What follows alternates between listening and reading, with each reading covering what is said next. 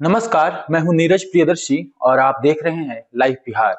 बिहार में खरमास का महीना खत्म होने के साथ ही राजनीतिक कवायदें तेज हो गई हैं, क्योंकि इसी साल के आखिर तक बिहार में विधानसभा चुनाव होने वाले हैं।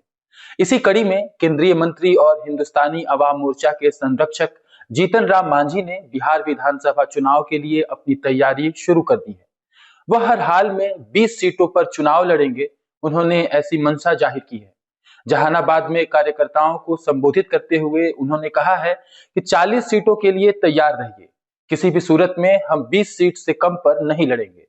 गुरुवार को जहानाबाद जिले के बसंतपुर में हिंदुस्तानी अवाम मोर्चा के विधानसभा स्तरीय सम्मेलन सह मिलन समारोह को संबोधित करते हुए जीतन राम मांझी ने कहा कि इस बार हमारे कार्यकर्ताओं का कहना है कि 40 सीटों पर लड़िए।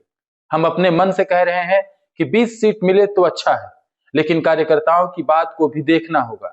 जब पटना के गांधी मैदान में बैठक करेंगे, वहां जो निर्णय होगा उसके लिए लड़ाई करेंगे। वहीं बाद में जब पत्रकारों ने केंद्रीय मंत्री से पूछा कि अगर 40 सीट नहीं मिलेगी तो क्या आप एनडीए से अलग हो जाएंगे, इस सवाल पर जीतन राम मांझी ने कहा कि अगर मगर का कोई सवाल नहीं है। हम एनडीए में हैं। प्रधानमंत्री नरेंद्र मोदी हम लोगों को सम्मान देते हैं। वहीं जब हम मुख्यमंत्री नीतीश कुमार के पास पहुंचते हैं तो हमारा कोई भी काम हो जाता है। यह प्यार कहाँ मिलेगा। मांझी ने आगे कहा कि हमें भूख लगेगी तो हम खाना नहीं मांगेंगे क्या। यह लड़ाई तो नहीं हुई, यह पारिवारिक मामला है। कोशिश करेंगे कि कार्यकर्ताओं की बात को सुना जाए। हम पार्टी के संरक्षक के नाते से कह रहे हैं कि 20 सीट मिल जाए तो बढ़िया रहेगा। 2020 के विधानसभा चुनाव में जीतन राम मांझी की पार्टी 7 सीटों पर चुनाव लड़ी थी, जिसमें उन्हें 4 सीटों पर जीत मिली थी। उस वक्त भी वह एनडीए में ही थे, लेकिन 2025 चुनाव आते आते कई चीजें बदल गई हैं।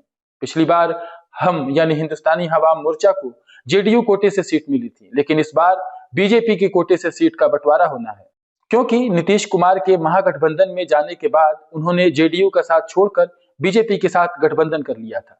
वैसे तो विपक्ष की ओर से खरमास के बाद खेला का दावा किया जा रहा था, लेकिन अभी तक ऐसी कोई स्थिति देखने को नहीं मिली है जिससे किसी सियासी बदलाव की संभावना प्रबल हो। मकर संक्रांति पर न तो नीतीश कुमार राबड़ी देवी के आवास पर गए और न ही चूड़ा दही भोज पर लालू परिवार के किसी सदस्य से उनकी मुलाकात हुई। हालांकि पिछले दिनों लालू यादव ने जरूर उनके लिए दरवाजा खुला होने की बात कही थी, लेकिन उस वक्त सीएम ने यह साफ कर दिया था कि वह तीसरी बार आरजेडी के साथ जाने की गलती नहीं करेंगे। उधर तेजस्वी यादव भी नीतीश के साथ गठबंधन को खारिज करते रहे हैं। तो इस तरह से बिहार की राजनीति एक बार फिर से अपने पुराने तेवर में आती नजर आ रही है, क्योंकि विधानसभा चुनाव 2025 जैसे जैसे करीब आ रहा है, राजनीतिक पार्टियों के और राजनेताओं के अलग अलग दावे भी होने लगे हैं। आप देखते रहे लाइव बिहार। देश और दुनिया सहित बिहार की और भी दूसरी खबरें लेकर हम होंगे आपसे रूबरू।